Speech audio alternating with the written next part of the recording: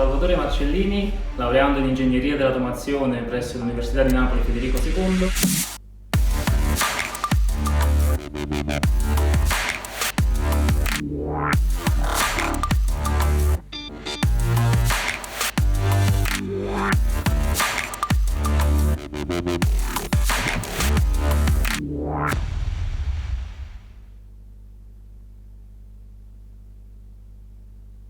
Ci siamo quindi con il terzo team, dopo aver visto insomma, i primi due, aver capito che anche la differenza, no, di progetti è notevole. Abbiamo con noi il professor Vincenzo Lippiello e Salvatore Marcellini, l'avete visto nel video, che è membro del team Prisma Lab. Buongiorno, benvenuti.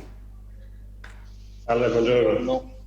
Allora, cominciamo da lei, professor Lippiello, più o meno la stessa domanda che ho fatto ai suoi colleghi. Ecco, cosa state facendo in termini di linee di sviluppo, filoni di ricerca nel vostro dipartimento per quanto riguarda intelligenza artificiale e sistemi senza pilota?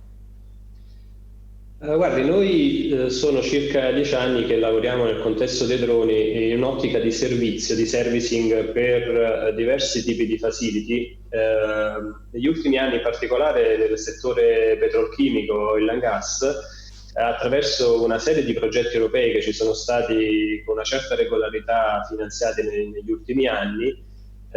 L'ultimo in ordine di tempo in cui siamo ancora attivi è il progetto iFlyers, appunto per l'ispezione di pipe rack in raffineria, mediante droni speciali, cioè droni che hanno delle capacità di manipolazione, di ispezione e di manutenzione a bordo del velivolo, come ad esempio dei piccoli bracci robotici in grado di eseguire operazioni di misurazione a contatto o piccole operazioni di manutenzione. Siamo attivi anche nel settore dell'ispezione di linee elettriche attraverso un altro progetto europeo, si chiama ERACORE, è partito alla fine dell'anno scorso, quindi droni sempre con una meccatronica innovativa che gli consente appunto di ispezionare, quindi contesti molto complessi come appunto quello delle linee elettriche durante la normale operatività, quindi con tensione altissime. Stiamo partendo anche con un progetto di ricerca con l'Hitachi per ispezione di linee ferroviarie, sia per ispezione ordinaria che per ispezione ordinaria di tutte le, diciamo, le infrastrutture, ponti, segnaletica e così via. Ecco, noi diciamo questo è il contesto principale nel quale siamo attivi da un po' di anni con, diciamo, con l'utilizzo dei droni. Abbiamo vari progetti aperti anche con Eni, per esempio in Italia, con Equinor in Norvegia.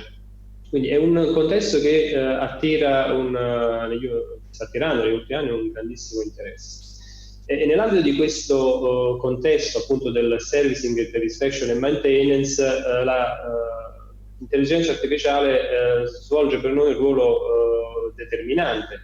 È determinante laddove la complessità dell'ambiente nel quale il drone si troverà ad operare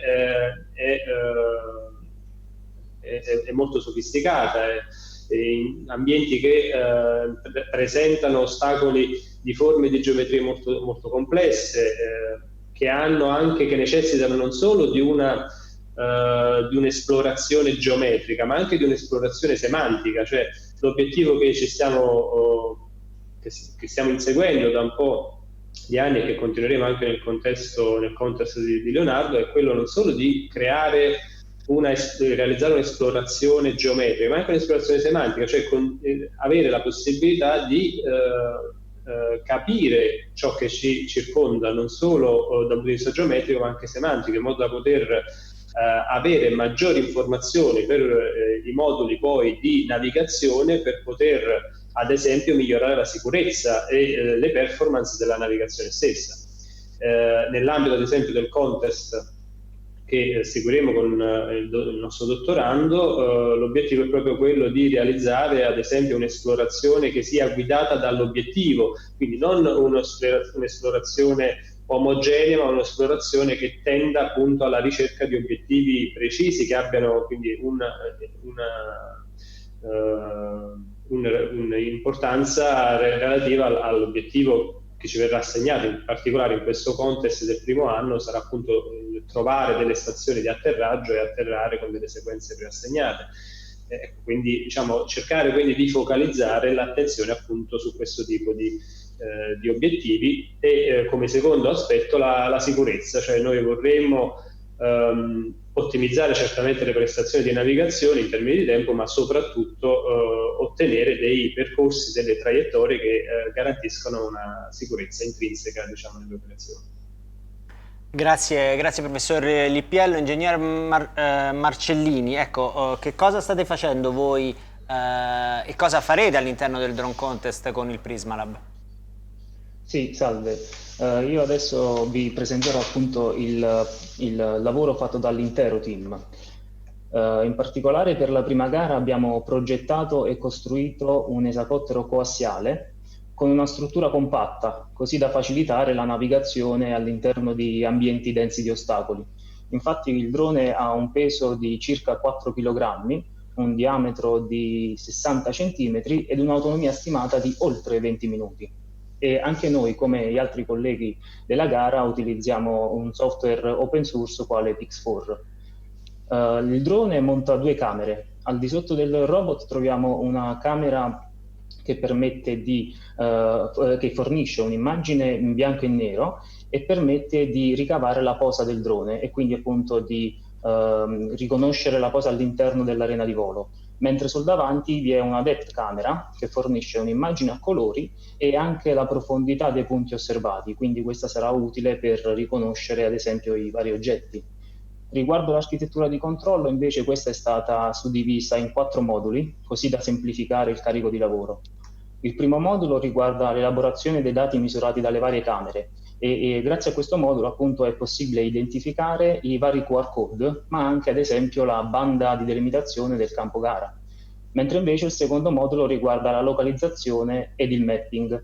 Per questo vengono utilizzate la tracking camera e un approccio SLAM. Tramite questo approccio in pratica il drone è in grado di ricostruire una mappa 3D di tutto l'ambiente durante l'osservazione dell'esplorazione.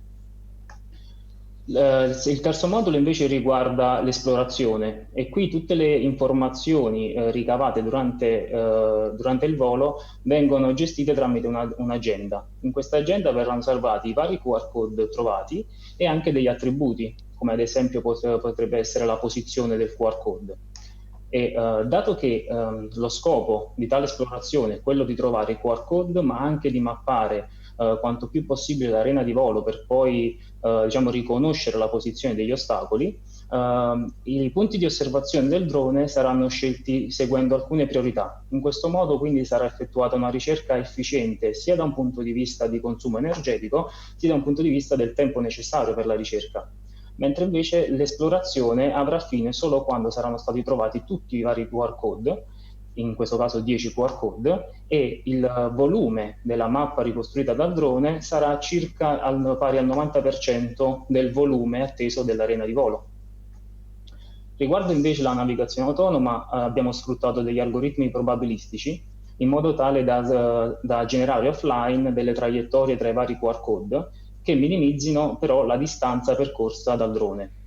Mentre per quanto riguarda l'atterraggio sui vari QR code abbiamo sfruttato un asservimento visuale. In questo modo quindi è possibile ottenere un atterraggio molto più preciso sul QR code. Questi sono i punti più importanti del nostro lavoro fino ad oggi.